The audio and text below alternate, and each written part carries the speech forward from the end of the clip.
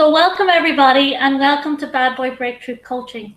And we're here today and we're part of the Finding Team Club, and we're here today with Apple and Joe Dunn, who are authors of the Soulmate Experience, and now they have a sequel called the Soulmate Lover. And I'd love to hear about both those books, and I'd love you to explain a bit more about how they came about and why you're here today. Well, how they came about. When we got together, I think we had both done quite a bit of personal work that really, in retrospect, made us ready to have this kind of relationship. And it was probably 4 years. About 4 years when we woke up one day and said, "This is amazing. We got to do something with this." Actually, what we said was, we can either keep doing this and just enjoying it, or we could do something. We could write a book. Now that's turned into 3, but write a book and help other people get to a place where they can have this kind of ongoing, what we call the soulmate experience, because that really sort of speaks to what people are really desiring, what many people have experienced maybe for a short time, but not for ongoing. And we find that, that connection that you have with someone that feels like a soulmate connection, we believe it is. Honestly, and that what happens is stuff gets in the way of experiencing that over the long term. Absolutely, and that's very well said. And I remember I read your book back, I think it was 2011 or 2012, and I came out of a very bad relationship, and that book really gave me the vision of what to look for. And who I work with now are single people. And they're, sometimes when you're single, you think meeting that soulmate is never going to happen for you, or what does it look like? And I think you're really great at giving the picture of what that looks like. And I'd love to chat to you today about some of the really golden nuggets of your book that I would love to share. So one of the really good things that you say is, I love this, is make your partner the guest in your life. So can you explain that a bit more? Sure. I mean, you know how it is when you have somebody that you treasure over for a visit. A friend. Yeah. You treat them well. You give them what they want. You're always looking out for their well-being, making sure they're taken care of. It's not really any different. In fact, it shouldn't be any different when you're in a relationship, right? To treat somebody like that on an ongoing basis. And we usually both do that from the beginning. It's a natural thing. Right. But after time, and we start, the heaviness of life and the day-to-day ongoing. We get lazy. We get lazy, and we may start to disregard them, not take them into consideration. We're not talking about anything like, oh, you should spend all your time worrying about what the other person is doing. That's not it at all. It's more about continuing to make space for them to unfold in their own evolution. To unfold, yeah. Because sometimes what's under our feet all the time we can take for granted very quickly. Yeah. So I love that you say, make them a guest every day in your life and make them feel, it's making room for you to grow as a person individually and have that experience together. Yes, and so a part of that is watching out that you don't start to lay expectations on them, right? When we first get in a relationship, except for the baggage we might be carrying from the past, we don't really have a lot of expectations about what this person shows up, how they are, what they do. But very soon we might start going, oh, now that we're dating, I'm expecting this and this and this from you, without even being conscious about it. Yeah, that's a dangerous thing to start getting into, because these expectations build on themselves, and pretty much, it can be a pretty heavy weight. And they lead to one thing. Disappointment. And resentment. That's it. That's what expectations can bring us. They do not create a great relationship. A lot of people think, well, if I don't have expectations for my partner, then he's going to just do whatever he wants. No, that's the point about having a guest in your life is, I don't own him. He doesn't owe me anything by virtue of being my partner. His willingness to be my partner is a gift to me. That's where I have to keep my focus. Because if I stay in an attitude of gratitude, as they say, he continues to feel welcome and he wants to be here. Yeah, I wouldn't want to be anywhere else. It's the beauty of it. And if I were to come to him, which is so typical that we develop these expectations, the more expectations I have for him, the heavier this starts to feel.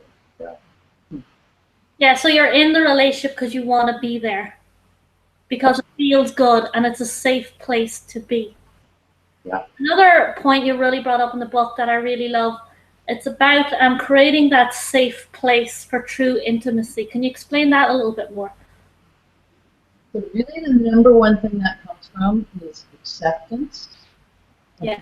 This person is, right? Every human being you're going to be in a relationship with, they're going to have places where they're going to grow. That's just the way it is. We're in a relationship for a couple of things. We're in there because being in a relationship with someone is going to show us the places where we still have to heal and grow, and where they still have to heal and grow. And it's just the way it is. It's going to show up. And so acceptance in advance of whatever that's going to look like for you really helps you feel safer to be here and be yourself. Absolutely.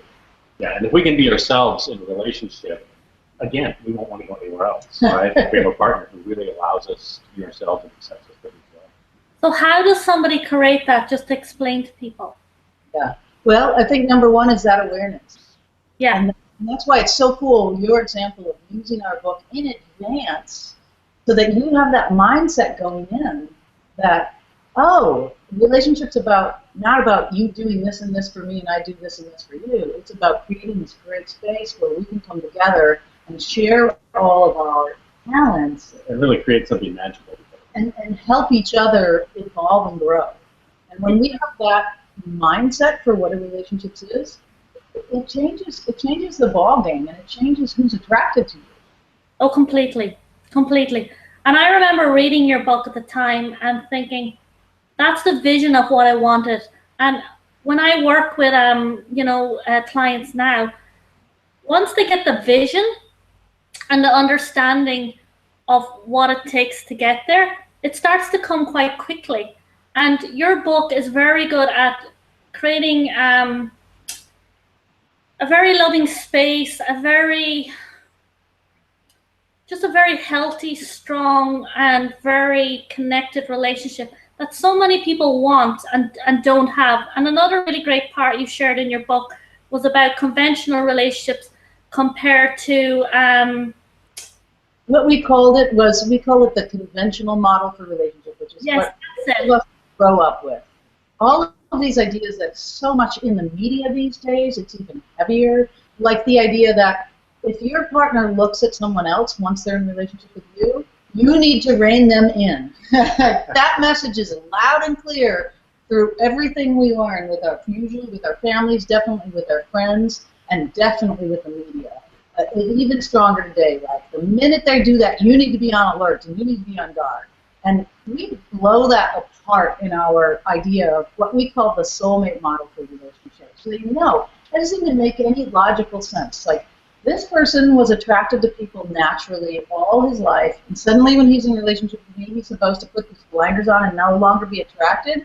That's going to make you feel... shut down. Yeah. Like not you, right. Not happy. Yeah. And that's just one little thing that we do, mostly subconsciously, that we have these expectations of them for how they're supposed to be. And that model, it just creates this, really, after a while, everybody knows, right, that after a while, monogamy leads to monotony. They all know that. Yeah. It doesn't have to be that way. No. What our second book was about was it does not have to mean that. If you know how to keep the space open where it feels new every day, we've been together and having sex for 13 years. How monotonous is it? Not at all.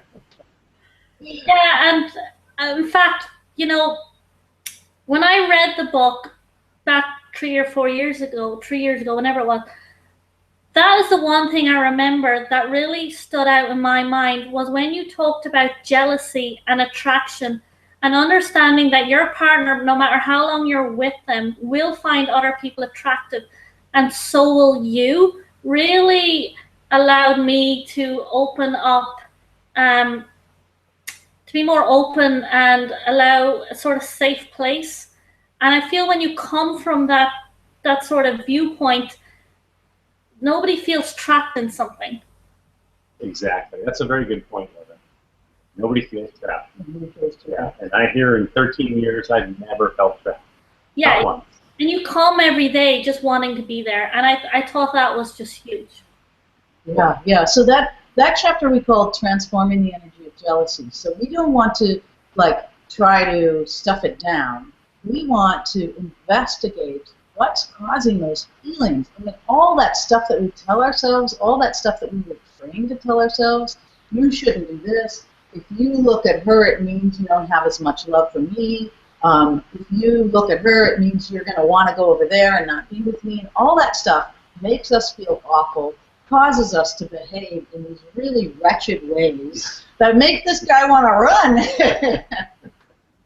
And so we do the healing work between us, me and my own, if I'm the one that's having those thoughts, that's causing the jealousy. So to get that link between thought, effect, thought, emotion. And it also allows us to have a space where I can talk to him really honestly. Wow, when you went over and had a conversation with her, I was telling myself this. Oh, she's so much more creative than I am. You're going to be so interested in her. It made me feel terrible. And he can have a conversation with, oh, well. Yeah, let me reassure you how I feel about you. Yeah. This has nothing to do with right, us. And in fact, I think that you would actually like this person. Why don't you come over and I'll introduce you, because I think you're going to be fascinated and you two are going to have a lot in common. I mean, you would try to do that automatically, right? Yeah. Is bring me in so that it feels like it's a part of our... It's a shared experience that way. So it's non-threatening. Right. Right. It becomes non-threatening. And hopefully, you know, these ideas that we have put out there about how to... If the jealousy is really intense, there's this opportunity to harness the passion and let go of the fear and use the passion to have something really cool going on here. And when you're able to do that, you can even welcome these things happening out here. So you're like, wow, okay. I'd like to do that again. Very well said, very well said. So can I ask you one more question? You said something there about you know, your thoughts and beliefs, because a lot of people's ability to attract a great partner or be in a great relationship comes from our thinking and, you know, our behaviors and our patterns from childhood. And you said something very good there about how I have to take a step back and think about, you know, I got jealous. Why did I get jealous? And how does somebody counteract that? It's everything. The very first chapter in our very first book is called Changing Your Mind, because that's where it all starts. And I've been working with this since I was a little kid, recognizing that the way I thought about something played out in my experiences. And I've been experimenting with that since very young, and there's no doubt, you know, and it's been in the recent last 15 years, all of the law of attraction stuff got very popular, but this stuff has been around for millennia. And it is the starting point of everything, and it's always a constant developing a better awareness of what you're telling yourself, right? We're programming ourselves all day long with those thoughts. Subconsciously. And we know, you know, a lot of people who are practicing law of attraction principles know to tell themselves the positive things. But where I think they get a little bit, it gets difficult, is in ferreting out the negative things we're telling ourselves in addition, because those are having just as strong effect. So if in the really back reaches of my mind, I'm going, I'm not really worth a great partner, you know, all of that's going to play out in I have found from working with clients is the emotional shift has to happen to line up with your thinking. And that's, I think, where people get really caught. When the emotional shift comes and they go, okay, so where our time is flying. So I want to talk a little bit about your new book, and then just ask you one question just to my group about how somebody who's single right now creates the space to attract a great partner. So in your new book, you talk more about passion and the sex part and all that. I think that's brilliant. And you brought up a really great part about sex and shame. I'd love you to talk a little bit about that, because I know a lot of people, when they're single or meeting someone new, we can be, you know, the way we see our body or we see sex can really affect our ability to have a great relationship. And there is a whole lot you can do even when you're single to get more comfortable with your own sexuality, your own sexual energy, to let go of sexual shame that might be holding you back from meeting somebody who's aligned with you on a level you want to be. What happened when we were writing our new book was that we have a lot of people online to try out all of our crazy activities and ideas, and there were a number of suggestions we have in the book that ended up in there that were about how to connect with your own sexual energy. And we had lots of people out there willing to try this, report back to us. And one of the things that happened that was so amazing, like within days, 3 women came to us and told us stories about why they couldn't do a particular exercise because of the shame they were carrying with them from the past. And it was so, like, everything happens with us like it's also meant to be like, oh, we have to investigate the shame idea and help people work with that, because if they're stuck there, they'll never be able to get to a place where they're so connected with their own sexuality that they can have a really intense sexual connection with someone else. So we started working with that. And that led to a chapter called Letting Go of Sexual Shame in our book. And the ideas in there are for anyone. Every single person has some degree of it. You know, from inhibitions about your body to bad experiences you had when you were younger to bad relationships you had, all of that is stuff that we can heal, begin to heal on our own and continue to heal in a partnership. And we have a chapter called Sexual Healing, which we continue that healing process within a partnership. Yeah, all great stuff for a relationship, and really necessary too. Clear out some of that old stuff that's keeping you from having a good relationship. And in the process of clearing it out with a partner is so connecting. Right. Because you go to your greatest place of vulnerability when you expose these things. And here's somebody willing to go, I'll hold this with you. And we'll do whatever we can to get through it. So. You brought up another really good point there about it's actually, you create connection more by showing your vulnerability than by holding it back. And so many people in relationships are so fearful of showing their true self, but actually gets rid of the belief. It creates a better connection. And anyone who can do that from the onset of meeting somebody, I'm not talking about oversharing, I'm talking about just showing the real you, really can create quite a superb relationship. Absolutely. There's not a lot of connection can happen if neither of us are really showing. Right? We're both sitting back here like this, just looking at each other, imagining some kind of connection. But this, I have to be, if Joe got hit by the beer truck, as he likes to say, and I had to go out there and do it again and meet somebody again, I know that the quickest way to meet somebody I can really connect with is to do myself as much as possible. Yeah. Because if they don't do that, I'm just not going to be connecting with them.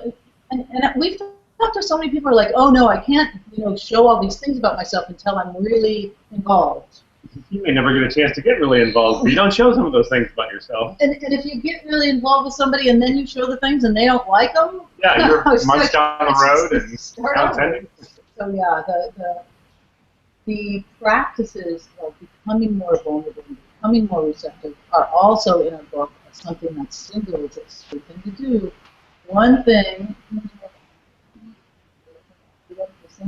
Yeah. So if you're not in a relationship, but you have somebody willing to play, I had a teacher who years ago called it having a lab partner, right? And it gives you an opportunity to practice aspects of relationship without, committing to something long term, to really get a chance to find somebody who's willing to support you and maybe opening up a little bit and help them open up, just so that you don't have to spend maybe weeks, months, or years waiting or trying bad relationships until one, hopefully works out down the road. Why not? We don't get a lot of practice in relationships. So when the opportunity shows up, let's take it and let's see if we can't move ourselves a little bit forward on the relationship path. So this lab partner might be somebody that you just go out with on dates. It might actually be sexual. We've talked to a lot of people and offered this as a suggestion. And some of them are doing it and have done it and said, this is a great experience. You know, this person I dated, we didn't really feel that connection, but neither of us is dating anyone else. So we decided, let's try this. Let's just date only for the purpose of learning how to be more vulnerable, to tell our truth, to be more honest with each other, even in bed. And the outcome of that is I really do learn how to be a better partner, be more honest and open. And so that partner thing is not for everyone, but it's a great suggestion. I might have to try that too if you get hit by a beach. That's right. That's a great thing you brought up, because a lot of people think in their head, I'll just wait for this perfect person to show up and then I'll just switch it on or something. Yeah, that switch is really rusty by that point. Right. So it's funny you've said that, because in my coaching, what I bring up is I give them like a dating plan that they're meeting somebody regularly. So yeah, because it does take practice. So I love that you said, Partner Lab, that it does take practice of honing your skills or your whatever you need to work on. So if it's vulnerability or allowing somebody in, really get better at that, because that sets you up for that quality, ideal relationship, that the soulmate experience that you're talking about. If you don't work on it in advance, you're going to work on it when you meet the person. Yeah. It's not going to be all magic and roses. You are going to have to work with your stuff. So the more I can work with my stuff before I meet this person, great. The farther along will be, the more of a match I'll attract me. Let's match for a higher level of connection. Very well said. I just want to ask you one more thing, because we have to finish up in about 5 minutes. You talked a lot, and I do this a lot with my clients as well, is feminine energy. You can look feminine but not have a feminine energy. And I'd love for you to explain your version of masculine feminine energy and how that affects your relationship. Okay, I think a lot of people think that they need to stay within their defined realm. So, you know, oftentimes a woman feels like she must be feminine and a guy feels like he must be masculine. Yeah. But we found that, you know, you can have a much broader relationship and meet in many more aspects and places if both of you have as wide a range as possible. So, you know, I think in our case, you know, I carry a fair amount of feminine energy, even though I'm an athlete, and you know, I think for me it was trying to even develop more masculine energy, and for Molly, you know, it was even developing more feminine. So it was really interesting to see that we, you know, we're both we had places to stretch and to grow. So I guess what we're coming from, and I love the ancient Chinese philosophers and the system of yin yang. The whole thing was about being a complete human being by developing all aspects of yourself, not just separating out and developing these things. So I want to develop my femininity and my masculine traits, both of those. You know, my feminine traits allow me to be open, intuitive, receptive. My masculine traits allow me to have the willpower to get something done when I know this is what I want to happen. So both of those are important for everybody. Yeah. Thank you. Really well said. So the last question is, how does my people who are single, what do they need to do to be ready for a soulmate experience, apart from reading your books? Yeah. So, as you know, we have so much in these books about that. So we can talk about it for hours, but we cram those books full of what, you know, our best guess for what would put you in the place to really draw that to you. And I guess if you had one thing, maybe awareness. I think, you know, awareness of who you're being in relationship. You know, what sort of messages are you giving yourself about potential partners out there? So that would be That probably would be your one. my one. And I think my one thing, and it came back to something you started off with, which you say a lot of the people that you coach have this, I don't know if I'll ever idea. I would rip that one out of there, right? I have never had that idea in my life, and I have met more incredible men and continue to meet them almost on a daily basis. Men that I say, that's a quality person to be in a relationship with. I meet hundreds of them. I know there's many, many, many of them out there. So this idea of carrying around any idea at all that I'll never meet them, da-da-da, get rid of that one. There's plenty out there who are looking for a relationship. And since we've been writing these books, we hear from them more and more and more and more. Like fabulous, fabulous human beings. Yeah. Both men and women who are ready and willing and able to do something at this level. And one more thing, have them throw out their list. You know, that he's got to be 6'2", he's got to have a degree, he's got to have dark hair. Most of those things, they should go. You know, that's just going to limit who you find. That we have found so often that people don't see somebody's true qualities because they're looking on that outside level. So if you're going to have a list, it's got to be things like the connection that you're wanting to experience, not what it looks like. Yeah. Or like my list, no redheads. Yeah. That was my mental list, no redheads. What happened? What happened? I wised up. I threw out my list. But that's true, yeah. It's about the internal, not the external, and it's about who you're being. I think you've so that you don't judge it. If your list is all internal, you're not going to prejudge someone by what they look like on the outside, and you're going to give themselves an opportunity to really connect with them and feel if the potential's there. Perfect, and I think that's a brilliant ending. If you want to share on how people can get to know you more, that would be fantastic. Sure. On our website, which is just thesoulmateexperience.com, you can download chapters from both of our books. And we have a Facebook page that's really popular. Come say hello, The Soulmate Experience. We have a Twitter page that's really popular, The Soulmate Experience. Come say hi. Just remember The Soulmate Experience. Okay, so thank you, and thanks for coming here and enjoy sun. I'm sure California is lovely and sunny, and have a great day. And thank you. Nice to see you. Bye-bye. Bye.